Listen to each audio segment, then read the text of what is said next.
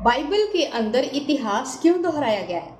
वो इसलिए दोहराया गया है ताकि हम उन वचनों को आसानी से समझ सकें, बाइबल के वचनों को आसानी से समझ सकें। क्योंकि जो बातें पुराने नियम में है वही बातें नए नियम में भी हैं। जो बातें नए नियम में है वही प्रकाशित वाक्य में भी बातें हैं। जब भी कोई हमें नया वचन सुनाता है तो हमें बाइबल से चेक करना है, क्योंकि नया अगर वचन कोई सुनाएगा तो उसके रिगार्डिंग पीछे भी पुराने नियम का भी वो वचन होगा और उसका नए नियम के अंदर में भी वचन होगा।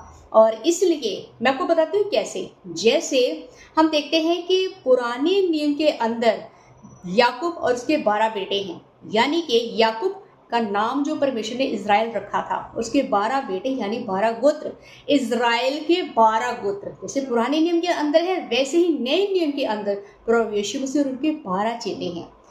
ठीक ऐसे ही प्रकाशित वाक्य में भी जिस जन के ऊपर, जिस एक व्यक्ति के ऊपर ये वचन रिवील किया है, प्रकाशित वाक्य के दृष्टांतों को रिवील किया है और उसे वचन का प्रचार करने के लिए कहा गया है, जब हम उनसे वचन सीखते हैं तो हमें ये चेक करना है क्या ये व्यक्ति वही है।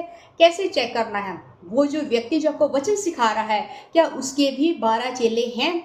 जैसे पुराने नियम में है वैसे ही नए नियम में है, और जैसा नए नियम में है वैसा ही प्रकाशित वाक्य में भी होना चाहिए। हमें इस चीज़ों को चेक करना है। हमें बाइबल से उसके सिखाए हुए वचनों को चेक करना है, क्या ये बाइबल में से ही है। इसीलिए परमेश्वर ने हमारे लिए इतिहास जो है वो दोहराया है। जो बातें पुराने नियम में वही नए नियम में, जो नए नियम में वही प्रकाशित वाक्य में भी है। इन वचनों को सीखने से पहले आप इन वचनों को बाइबल से ज़रूर चेक करें। आमीन। God bless you.